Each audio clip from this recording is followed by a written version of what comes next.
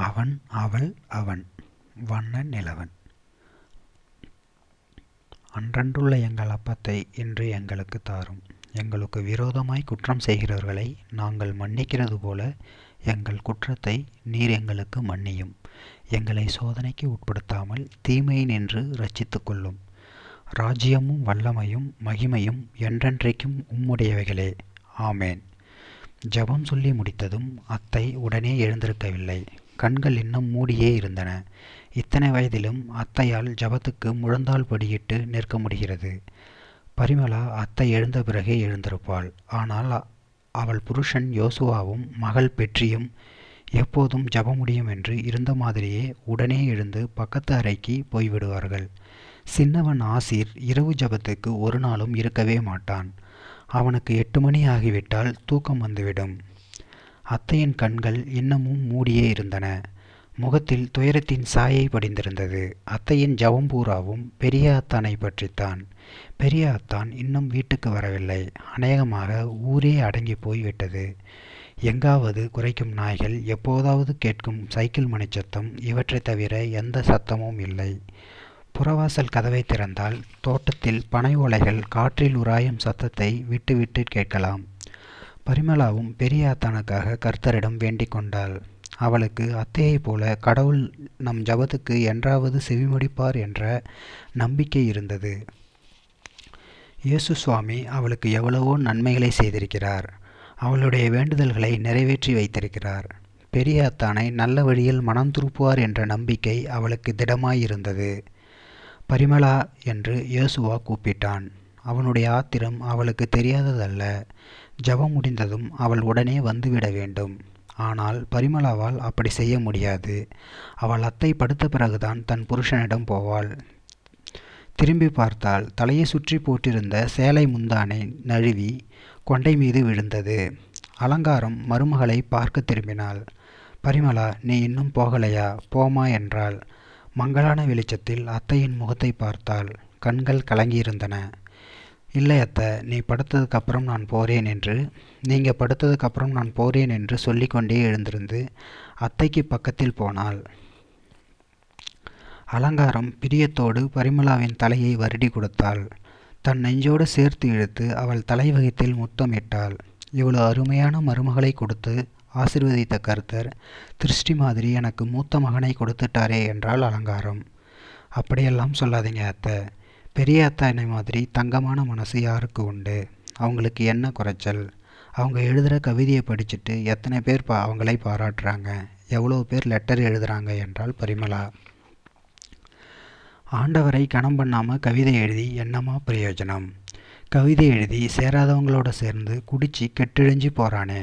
2 நாளாக வீட்டிலேயே இருந்தான். இன்னைக்கு அவனுக்கு பணம் எப்படி கிடைச்சது? நீ கொடுத்தியா என்று கேட்டாள் அலங்காரம்.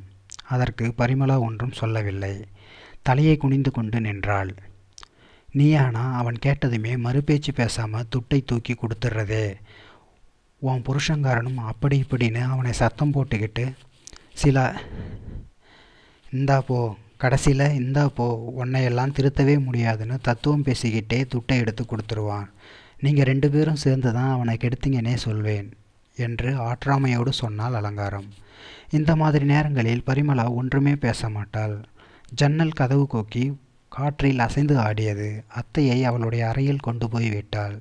அவள் படுக்கையை சரி செய்து கொண்டிருந்த போது அத்தை மரபீரோவை திறந்து வழக்கம்போல் முந்திரி பழ பாட்டிலை எடுத்து திறந்தாள். அவள் படுக்கையை சரி செய்துவிட்டு திரும்பவும் அத்தை 4-5 முந்திரி பழத்தை எடுத்து அவள் கையில் கொடுக்கவும் சரியாக இருந்தது. நீ பேசாமல் முன்வாசல் கதவை தாழ்பால் போட்டுவிட்டு போய் படுமா. அவன் எந்த தெருவில் எங்கே விழுந்து கிடக்கானோ. எல்லாம் என் தலைவிதி என்று சொல்லிக்கொண்டே கர்த்தாவே என்னை ரட்சியும் என்று படுக்கையில் சாய்ந்தாள் அலங்காரம். பரிமளா ஜன்னல் அடிக்கதவுகளை சாத்தினாள். ஆள் நடமாட்டமே இல்லை.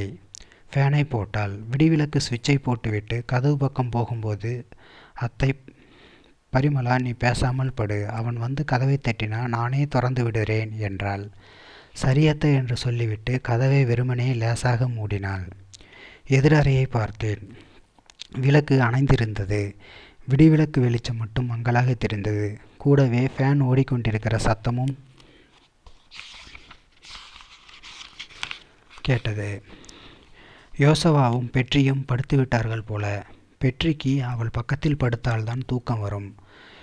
இன்று அவள் சாப்பிடும்போதே கொட்டாவி விட்டு கொண்டிருந்தாள். பள்ளிக்கூடத்தில் ரொம்ப விளையாடினாளோ என்னவோ, அசதியில் தூங்கிவிட்டாள். பரிமளா ஹால் விளக்கை அணைத்துவிட்டு மெதுவாக திண்ணை பக்கம் நடந்து போனாள். கதவை திறந்து வைத்து கொண்டு நின்றாள். நிலவு அப்போதுதான் அடிவானத்தில் மேலே வந்து கொண்டிருந்தது. தெருவின் இருபுறமும் வரிசையாக இருந்த பூவரச மரங்கள் காற்றில் லேசாக அசைந்து கொண்டிருந்தன. உபதேசியார் வீட்டுக்கு முன்னால் நின்றிருந்த பஞ்சாயத்து போர்டு டியூப் லைட் அணைந்து அணைந்து எரிந்து கொண்டிருந்தது. அந்த லைட் ஒரு வாரத்துக்கும் மேலாக அப்படித்தான் எரிகிறது. அப்படியே கொஞ்ச தூரம் தெருவில் போய் வர வேண்டும் போல் இருந்தது. திடீரென்று தெருவிளக்கின் முன்னால் 2 பேர் சைக்கிளில் பெரிய கூடைகளை கேரியரில் வைத்து கட்டிக்கொண்டு பேசிக்கொண்டே வந்து கொண்டிருந்தனர். யாரோ வியாபாரிகள் போல. வீட்டு பக்கத்தில் வந்ததும் இடது பக்கம் வந்து கொண்டிருந்த ஆள் பேச்சை நிறுத்திவிட்டு வாசலில் நின்று கொண்டிருந்த அவளை பார்த்தார்.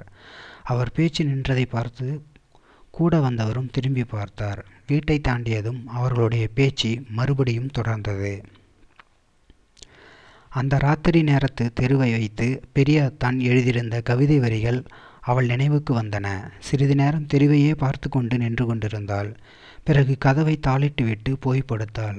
யோசுவாவின் 2 பக்கமும் பெட்ரியும் ஆசிரும் அப்பாவின் மீது கால்களை போட்டபடியே படுத்திருந்தனர். ஆசிருக்கு பக்கத்தில் பரிமளா படுத்து கொண்டாள். தூக்கமே வரவில்லை. ஊரின் நிசப்தத்தில் நட்சத்திரங்களின் ஒளி புறா கத்துவது போல் கேட்டது. அந்த ஒளி அவளை விவரிக்க முடியாத அமானுஷ்யத்துக்கு இழுத்துச் சென்றது. சிறிது நேரம் கழித்து கதவு தட்டுகிற சத்தம் கேட்டது. அவசரமாக எழுந்து ஹால் விளக்கை போட்டாள். வாசல் கதவை திறந்தாள். சாராய நெடி முகத்துக்குள் வீசியது. தாமஸ் தான் நின்று கொண்டிருந்தான். குடிகாரர்களுக்கே ஏற்படும் ஒரு வினோதமான குற்ற உணர்வுகளில் தலையை சாய்த்து கொண்டு நின்று கொண்டிருந்தான். பரிமளா அவனுடைய கையை பிடித்து மெதுவாக உள்ளே அழைத்து வந்து டைனிங் டேபிளுக்கு முன்னால் உட்கார வைத்தாள். திரும்பவும் போய் கதவை தாழ்பால் போட்டாள். தாமஸ் தலையை தொங்க போட்டவாறே உட்கார்ந்திருந்தான். அம்மா தூங்கிட்டாளா பரிமளா என்று கேட்டான். சமையல் அறையில் அவனுக்கு சாப்பாடு எடுத்துக்கொண்டே எந்தவித உணர்ச்சியுமின்றி மெதுவாக ஆமா என்றாள். விளக்கு வெளிச்சமும் கதவை திறக்கிற சத்தமும் யோசுவாவை எழுப்பியிருந்தன. தூக்க கலக்கத்தோடு அறையில் வாசலில் வந்து நின்று பார்த்துவிட்டு எந்த காரணமும் இல்லாமல் தான் எழுந்து வந்து விட்டது போல் நினைத்து கொண்டு மறுபடியும் படுக்கையில் போய் விழுந்தான். அவனுக்கு லேசான முரட்டு சாராய நடி வீசியது. பரிமளா அவனுக்கு முன்னால் சாப்பாட்டை வைத்தாள். தண்ணீர் கொண்டு வருவதற்காக திரும்பவும் சமையலறைக்குள் போனாள். தாமஸ் பரிமளா போவதையும் வருவதையும் பார்த்து கொண்டிருந்தான். மேஜையில் தண்ணீர் டம்ளரை வைத்துவிட்டு அவனுக்கு பக்கத்தில் நாற்காலியில் உட்கார்ந்தாள். சாப்பிடுங்க என்றாள். என்னாலே உனக்கு எவ்வளவு கஷ்டம் என்றான் தாமஸ். என்ன கஷ்டம்? ஒரு கஷ்டமும் இல்லை.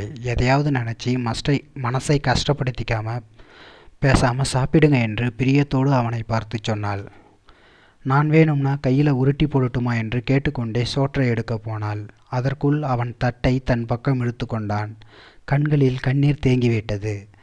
பரிமளா, லில்லியை கல்யாணம் பண்ணியிருந்தா நான் இந்த மாதிரி ஆகியிருக்க மாட்டேன் தெரியுமா என்று சொல்லிக்கொண்டே விசித்து அழ ஆரம்பித்தான்.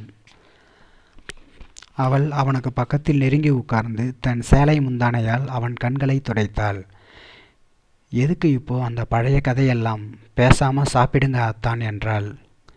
எதிரே அரைவாசலில் மங்கலான வெளிச்சத்தில் யாரோ வந்து நிற்கிற மாதிரி இருந்தது.